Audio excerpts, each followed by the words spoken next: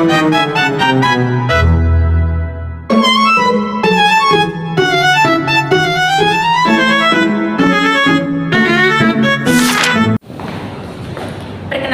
saya Wita Herlina dengan NPM 2313041061, mahasiswa program studi Pendidikan Bahasa dan Sastra Indonesia. Pada kesempatan kali ini, saya akan mempraktikkan keterampilan memberikan variasi pada materi memahami deskripsi visual dalam infografik kelas 9 SMP. Assalamualaikum warahmatullahi wabarakatuh. Waalaikumsalam warahmatullahi wabarakatuh. Ya, selamat pagi anak-anak. Pagi, Bu. Ibu mau tahu nih gimana kelas 9 kabarnya hari ini? Alhamdulillah, luar biasa, tetap semangat. Masya Allah, alhamdulillah. Terima kasih tepuk tangan untuk kita semua. Oke, sebelum memulai pembelajaran kita pada pagi hari ini, baiknya kita berdoa terlebih dahulu. Untuk ketua kelas, silakan dipimpin doa terlebih dahulu. Sebelum kita memulai pelajaran pada pagi hari ini, yang baiknya kita berdoa terlebih dahulu. Berdoa mana? Berdoa selesai. Baik, terima kasih Intan. Oke, selanjutnya Ibu cek terlebih dahulu kehadiran kalian semua ya. Rani Agustina, Bu Denisha Anta Adila, Bu Putri Aulia Zahra, Bu Intan Nuraini, Bu. Oke, hadir semua ya. Baik, anak-anak, kabar kalian baik, semangat kalian pagi ini sudah terlihat, lalu kehadiran kalian sudah terpenuhi. Tapi kalau persiapan, kira-kira kalian siap gak nih pagi ini? Pagi yang cerah ini, pagi kalian dimulai dengan mata pelajaran bahasa Indonesia. Kira-kira udah siap belum? Siap belum? Ya, oke. Baik, kalau siap berarti silakan disiapkan alat tulis dan buku kalian di atas meja kalian masing-masing terlebih dahulu. Sudah? Oke, sudah. Agar nanti saat belajar kalian tetap fokus pada materi yang Ibu sampaikan. Agar fokusnya tidak terbagi-bagi, mencari di mana bukunya, di mana pensilnya, di mana penghapusnya, di mana nya, gitu ya. Oke, baik kalau sudah. Selanjutnya kita masuk ke topik pembahasan kita pada pertemuan kali ini. Nah, anak-anak, pada pertemuan sebelumnya Ibu telah dan kita semua telah membahas salah satu materi teks deskripsi. Namun pembahasan kita pada minggu lalu yaitu mengenai kohesi dan koherensi di dalam teks deskripsi gitu ya. Nah, lalu pada akhir pembelajaran Ibu meminta kalian untuk mempelajari sesuatu. Betul nggak nih? Betul ya. Oke, sekarang Ibu minta Rani. Pada pertemuan sebelumnya Ibu meminta kalian untuk mempelajari mengenai apa sih? Bisa sebutan? Definisi dan bentuk dari infografik. Oke, masih ingat ya Rani? Terima kasih. Nah, anak-anak, kenapa sih pada pertemuan sebelumnya Ibu meminta kalian untuk mempelajari terlebih dahulu mengenai pengertian dan bentuk dari infografis ini? Kenapa sih Ibu harus belajar dulu? Nah, karena salah satunya infografik ini merupakan bintang dari materi yang akan kita bahas pada pertemuan kali ini. Nah, selanjutnya yang juga hal penting agar kalian itu Ibu minta untuk mempelajari materi terlebih dahulu agar saat Ibu menyampaikan materi kalian mempunyai gambaran, kalian nyambung dengan penjelasan yang Ibu berikan gitu ya. Jadi satu arah, Ibu yang menjelaskan tentang ini kalian sudah tergambar nih, sudah ada pengetahuan bahasan yang dibahas oleh Ibu ini apa, merujuk kemana gitu ya. Oke, nah minggu lalu kita kan telah membahas mengenai apa? Kohesi dan koherensi dalam teks deskripsi. Nah, anak-anak, pada pertemuan kali ini kita masih sama membahas mengenai teks deskripsi. Namun, perbedaannya kali ini kita membahas teks deskripsi di dalam infografik. Nah, bedanya apa sih Bu? Walaupun sama-sama teks deskripsi. Nah, bedanya itu kalau minggu lalu kita membahas materi deskripsi ini berbasis dengan teks. Namun, pada pertemuan kali ini kita membahas deskripsi ini berbasis infografik. Oke. Nah, sebelum kita membahas lebih dalam mengenai infografik ini, Bu, ada pertanyaan untuk kalian. Perhatikan di bacaan di depan ya. Menurut kalian, kenapa informasi dalam infografik lebih mudah dipahami dibandingkan teks yang panjang? Kenapa ya? Nah, boleh nggak Ibu minta pendapat dari kalian yang kenapa kira-kira infografik ini lebih mudah dipahami informasinya daripada teks yang panjang gitu? Menurut kalian gimana nih pendapatnya, infografik itu kenapa lebih mudah dipahami? Poin yang penting, kemudian ada gambar-gambarnya. Oh, oke, baik, terima kasih Rani. Nah, menurut Rani itu infografik kenapa lebih mudah dipahami karena berisi poin-poin penting gitu ya, dan berupa gambar. Nah, Ibu mau minta pendapat dari Denisha nih, kenapa infografik lebih mudah dipahami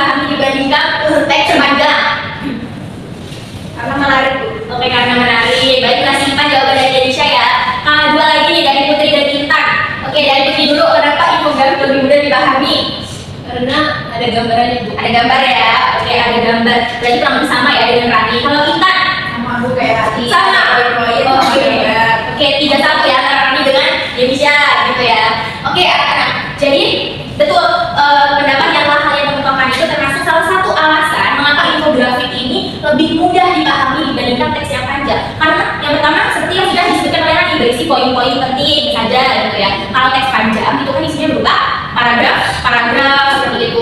Lalu selanjutnya ada gambar. Jadi kita di situ lebih mudah memahami, ada tergambar mengenai poin-poin yang disampaikan atau dicantumkan di dalam infografik gitu ya. Nah, selanjutnya kita masuk ke tujuan pembelajaran hari ini. Nah, perhatikan anak-anak, tujuan pembelajaran kita pada hari ini mengenai materi memahami deskripsi visual dalam infografik. Ini yang pertama, memahami pengertian, ciri-ciri, tujuan, dan langkah dari infografik. Lalu yang kedua, mengidentifikasi deskripsi yang ada di dalam infografik. Dan yang terakhir, membuat infografik dan teks deskripsi. Oke, dapat dipahami ya? Selanjutnya, nah sebelum kita masuk ke materi infografik, itu mengulas sedikit mengenai teks deskripsi. Nah, jadi teks deskripsi ini anak-anak adalah teks yang menggambarkan suatu objek, tempat, atau peristiwa secara rinci, seolah-olah pembaca dapat melihat, mendengar, atau merasakan langsung. Nah, jadi apa sih Ibu kata kunci yang dapat kita ambil dari pengertian teks deskripsi ini? Nah, kata kunci yang bisa kita ambil dari teks deskripsi ini adalah teks yang menggambarkan suatu objek gitu ya. Oke, dapat dipahami anak-anak? Paham ya? Baik, kalau sudah kita masuk ke infografik. Nah, perhatikan anak-anak, infografik ini adalah media informasi yang disampaikan dalam bentuk penyajian data dengan konsep visual yang terdiri dari teks dan panduan gambar, teks dan panduan grafik, dan yang terakhir teks dan panduan ilustrasi yang menarik. Oke, sampai di sini kita sudah paham dan sudah tergambarkan kan di mana bentuk dari infografik? Sudah ya?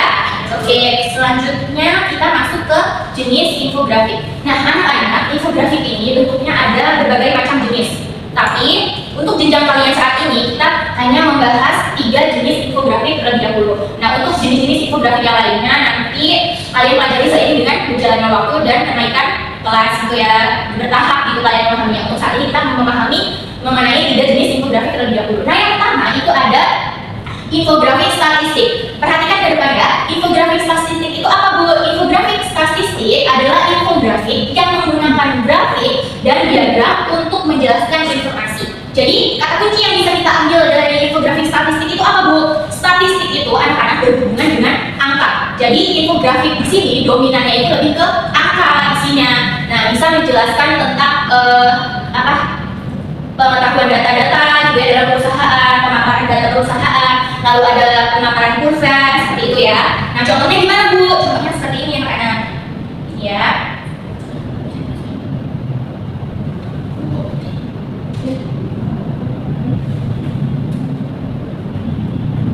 Nah, contohnya silakan perhatikan baik-baik ya.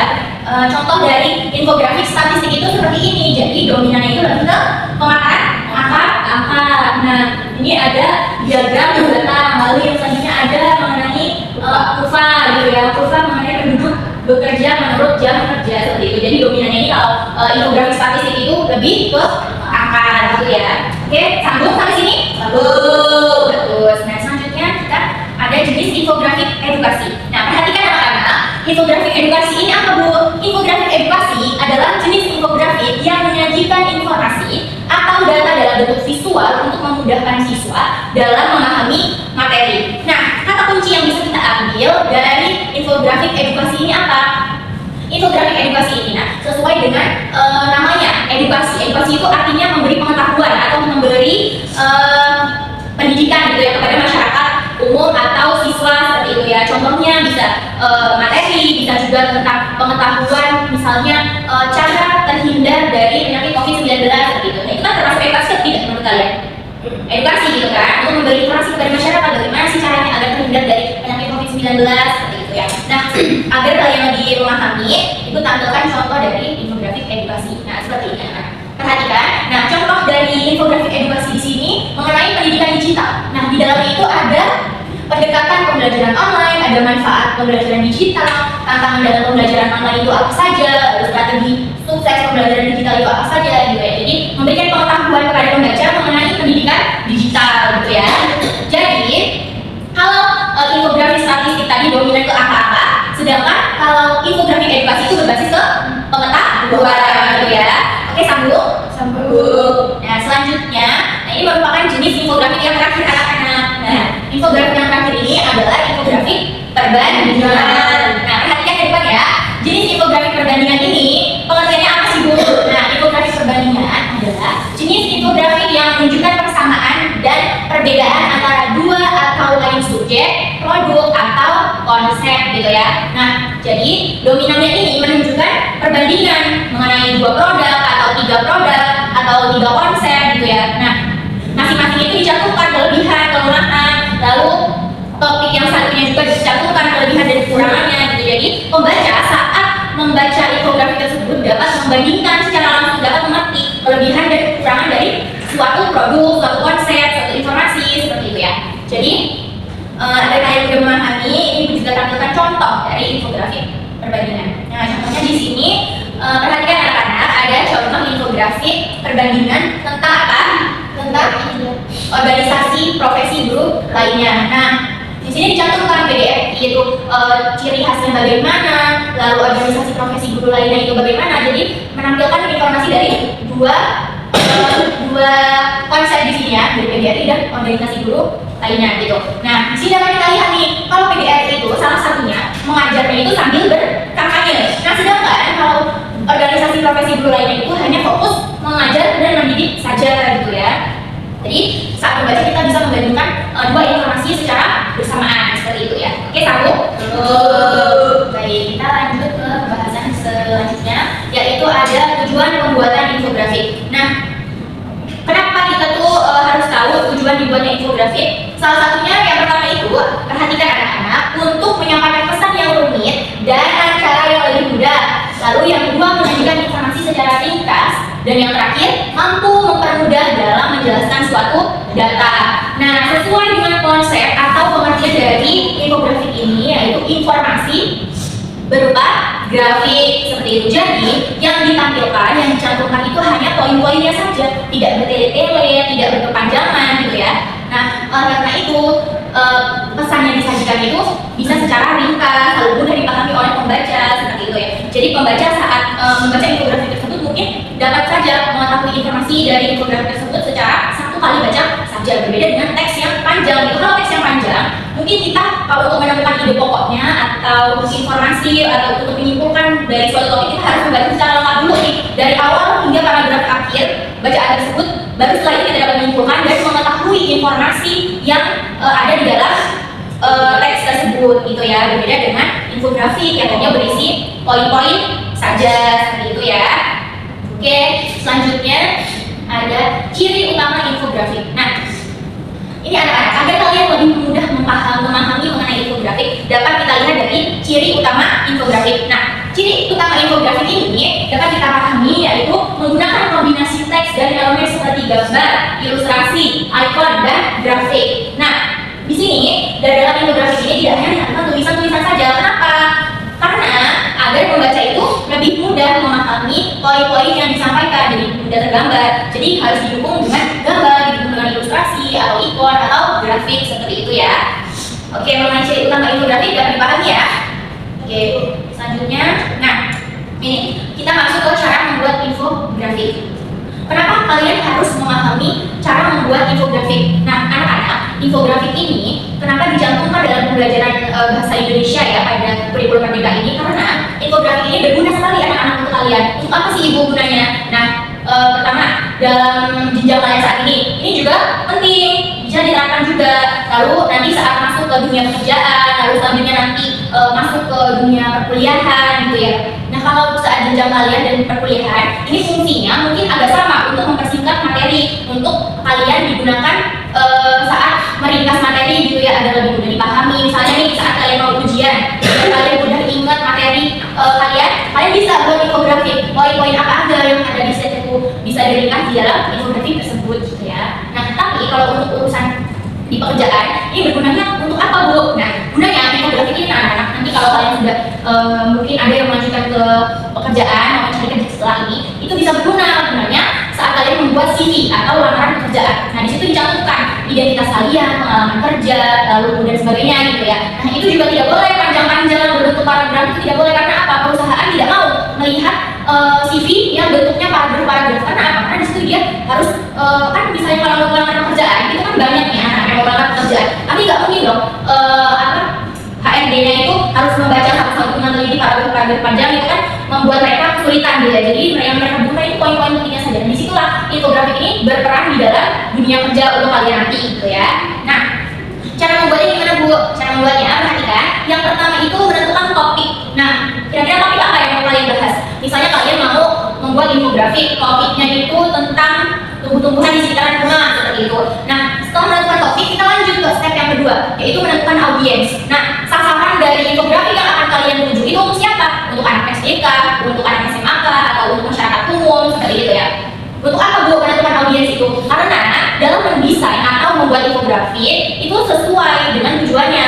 Jadi, misal tujuannya anak-anak, kalau kita tujuannya anak-anak, tapi desainnya itu misalnya kayak orang tua, lebih banyak video yang merujuk ke pertanian atau apa itu tidak sesuai. Anak-anak mungkin kurang suka gitu ya, tapi anak-anak mungkin sukanya lebih ke animasi, ilustrasi seperti itu ya. Jadi agar kita perlu menentukan audiens agar apa? Agar bisa kita buat itu sesuai dengan apa yang mau kita tuju gitu. Nah, setelah kita menentukan audiens, kita lanjut ke step yang berikutnya, yaitu melakukan riset dan mengumpulkan data. Untuk apa Bu? Untuk meyakinkan pembaca mengenai informasi yang kita berikan seperti itu. Data-data apa saja yang kita temukan dalam infografik tersebut, dan kita kumpulkan dulu datanya, kita cari dulu datanya gitu ya.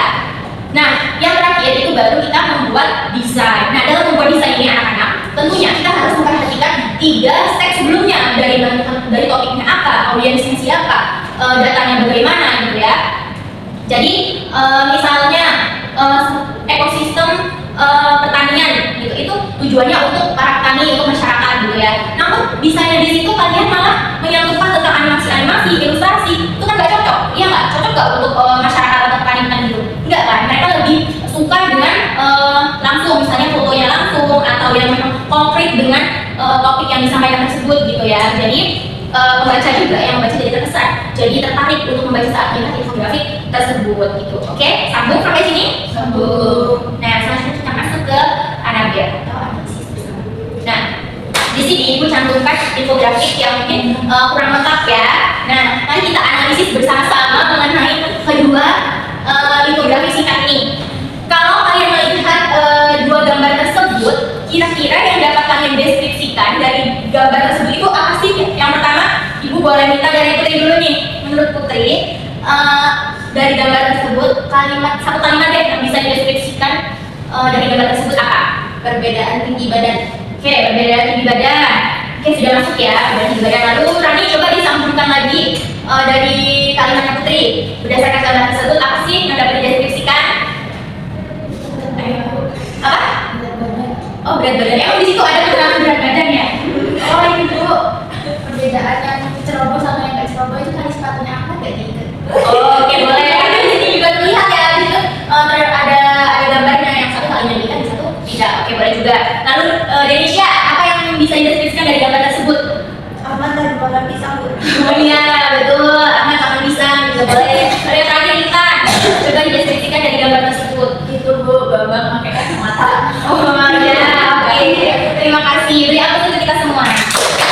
Nah, jadi seperti itu asalnya materi fungsinya, kita memahami materi mengenai deskripsi dari infografik. Agar apa? Satunya seperti ini, untuk memahami deskripsi yang ada di gambar. Mungkin saja infografik itu ada yang lengkap, ada mungkin tidak seperti itu ya. Nah, dari situ kita bisa memahami dengan melalui gambar-gambar yang dicantumkan dari infografik tersebut mengenai apa gitu. Jadi kita mendeskripsikannya itu secara tepat gitu ya. Nah, oke. Selanjutnya dari materi yang sudah disampaikan dari awal hingga akhir, kira-kira ada yang ditanyakan atau tidak? Oke, Putri silakan. Ibu emang dalam infografik itu boleh gambar doang, kayak nggak ada poin-poin penjelasannya, itu nggak ada apa-apa. Itu boleh-boleh saja, karena ada juga jenis infografik yang seperti itu. Namun belum kita pelajari pada pertemuan kali ini, karena seperti yang Ibu bilang tadi, pada jenjang mulai saat ini kita hanya mempelajari 3 infografik, 3 jenis infografik terlebih dahulu. Nah, itu ada, namun itu menurut ibu itu tidak recommended untuk kalian terapkan. Kenapa? Karena pembaca itu sulit untuk memahami informasi yang disampaikan oleh penulis gitu ya. Karena tidak semua orang itu dapat memahami apa yang kita berikan gitu kan. Tidak semua orang itu pemahamannya sama gitu ya. Jadi ini infografis tentang apa kalau gambar kayak gitu? Ini perbandingan antara Bambang dan Ahmad. Kalau Bambang itu tingginya 170 cm, kalau Ahmad 160 cm gitu. Oh, itu mana? Apa ya kira-kira? Satu sama. Nah, aku 170 tinggi banget. Ya karena dia sudah dewasa, karena dia merasa dengan baik gitu kan, jadi dia udah ingin lebih dahulu kalah sama kalian, kalah ya, Salah. iya. Kalian harus belajar nih dari gambar ini, kalian harus semangat olahraganya biar bisa menyaingi si Bambang, karena dia 170 gitu ya. Ini beda ya, dia merupakan animasi di PPT. Nah, Bambang yang di sini bukan Bambang ya, jangan disalahkan akarnya di Bambang, anak-anak bukan Pak Bambang gitu ya. Oke, selanjutnya ibu ada tugas kelompok. Nah, di sini ibu ada dua jenis deskripsi. Yang pertama itu ada deskripsi berbasis infografik, lalu yang kedua ada jenis infografik berbasis teks. Nah, ibu akan membagi dua kelompok untuk kalian dalam mengerjakan tugas tersebut. Silakan berhitung 1 sampai 2 dimulai dari Denisha. 1, 2. Oke, tadi kelompok 1 Denisha dan Putri, kelompok 2 Intan dan Rani ya. Nah, siapa di sini yang lebih minat ke gambar? Saya Jadi kita sama Intan tapi Putri mau gambar atau teks aja? Hah? Mau apa? Emang kalian mau gambar atau kita teks aja? Teks, oke. Berarti kelompok 1 kebagian teks ya, kelompok 2 bagian infografik. Nah, silakan perwakilan kelompok maju diambil. Sudah nih, ini gambar ya. Teks. Silakan dulu Putri. Nah, perhatikan anak-anak, di situ ada dua jenis deskripsi yang berbeda. Nah, tugasnya itu sama, yaitu membuat. Namun perbedaannya, untuk kelompok 1 itu kan berbasis teks. Jadi kalian di sini dari teks tersebut kalian buat infografik. Nah, di situ teksnya judulnya apa Putri? Candi Borobudur. Nah, berarti termasuk jenis infografik apa? Edukasi. Betul, jenis infografik edukasi ya. Jadi nanti tugasnya untuk deskripsi yang berbasis teks silakan dibuat infografik dari teks tersebut. Dibuat seperti ciri utama dari infografik tersebut, yaitu berupa poin-poin saja, jangan terlalu banyak teksnya. Namun disertai juga gambar atau ilustrasi gitu ya dari informasi tersebut. Nah, selanjutnya untuk kelompok 2 yang deskripsi berbasis apa? Infografik ini. Di sini kan coba videonya.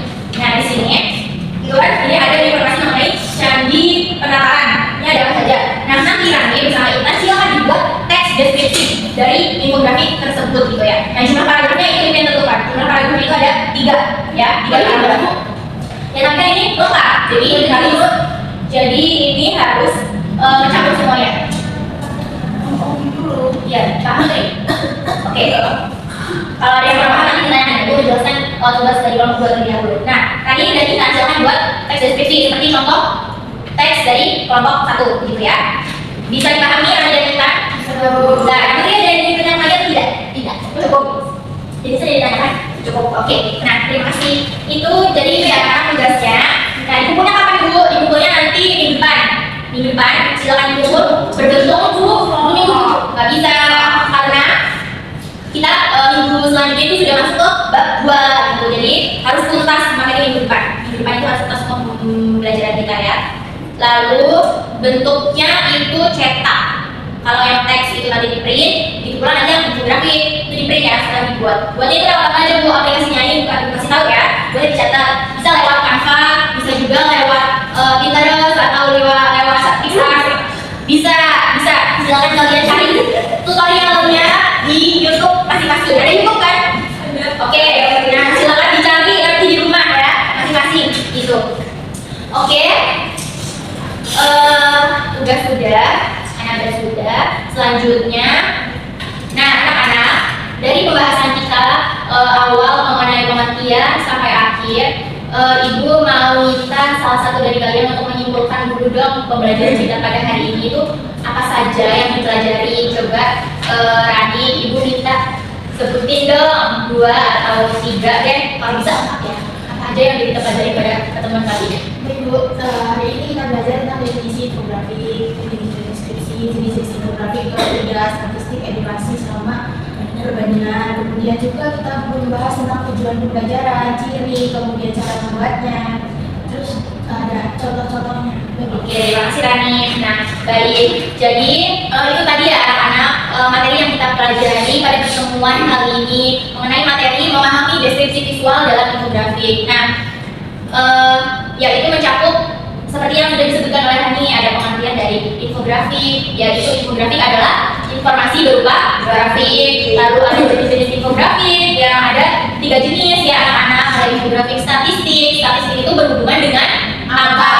Lalu yang kedua ada infografik edukasi yang lebih dominan ke pengetahuan. Lalu yang terakhir ada infografik perbandingan. Selanjutnya itu ada tujuan dibuatnya infografik, lalu ada cara membuatnya bagaimana, lalu ada ciri utama dari infografik itu apa. Itu sudah kita bahas pada pertemuan kali ini. Nah, semoga apa yang telah disampaikan berguna untuk kalian, dapat diterapkan untuk kalian, dan dapat dipahami dengan baik oleh anak-anak semua ya. Oke, baik. Untuk minggu depan kita akan melaksanakan ujian harian, ulangan harian ya, karena pembahasan kita tentang bab 1 ini sudah selesai semua gitu. Jadi pada pertemuan selanjutnya kita akan melaksanakan ulangan harian. Nah, silakan anak-anak kalian pelajari materi teks deskripsi dari pertemuan awal hingga pertemuan sekarang. Apa saja yang dibahas akan kalian pelajari, karena nanti di dalam ulangan harian tersebut soalnya itu tidak jauh dari soal-soal atau latihan yang telah diberikan pada pertemuan sebelumnya hingga saat ini ya. Dan jangan lupa dikerjakan juga tugasnya, karena itu untuk menambah nilai kalian juga gitu ya. Nah, baik, selanjutnya Ibu berterima kasih sekali untuk kalian karena sudah setia menemani Ibu dari awal hingga akhir pembelajaran, lalu sudah hadir semua dan sudah semangat sekali untuk pembelajaran kita pada hari ini gitu ya. Dan Ibu sangat mengapresiasi sekali nih untuk kelas ini, itu sangat aktif sekali, partisipasinya itu sangat bagus sekali, lalu semangatnya itu sangat bagus gitu ya. Oke, tepuk tangan untuk kita semua. Baik, terima kasih ya anak-anak. Nah, mungkin sekian pembahasan dari Ibu, kurang dan lebihnya Ibu mohon maaf, kepada Allah Ibu mohon ampun. Jangan lupa belajar dan terus semangat. Sampai jumpa di pertemuan selanjutnya. Assalamualaikum warahmatullahi wabarakatuh. Waalaikumsalam warahmatullahi wabarakatuh. Terima kasih Bu Ina. Selamat siang, saya selaku observer lisan dari calon guru Wita Yanglina dengan NPM 231304161 dengan topik memahami deskripsi visual dalam infografik kelas 8 pada tanggal 24 Oktober 2025. Pada komponen variasi dalam gaya mengajar guru seperti suara, guru memberi variasi dalam suara, volume, suara, kecepatan bicara. Calon guru mampu mengatur nada, volume, dan kecepatan bicara secara dinamis sehingga suasana kelas tetap hidup dan siswa tidak mudah bosan. Kedua, mimik dan gerak. Guru mengadakan perubahan mimik dan gerak atau tangan dan badan untuk memperjelas penyajiannya. Calon guru menampilkan ekspresi wajah yang sesuai dengan materi serta menggunakan gerak tangan untuk memperjelas penjelasan. Ketiga, kesenyapan. Guru dengan sengaja memberikan waktu senyap atau hening dalam pembicaraannya. Calon guru sesekali memberikan jeda hening setelah menjelaskan poin penting agar murid dapat memproses informasi meskipun masih bisa ditingkatkan agar lebih efektif. Keempat, kontak pandang, yaitu guru melayangkan kontak pandang dan melakukan kontak pandang dengan muridnya. Calon guru melakukan kontak pandang dengan para muridnya untuk menunjukkan perhatian dan keterlibatan dalam proses pembelajaran. Kelima, perubahan posisi. Guru bergerak dalam kelas untuk maksud yang berbeda-beda. Calon guru aktif berpindah posisi untuk memantau murid sehingga interaksi terasa lebih dekat dan tidak monoton.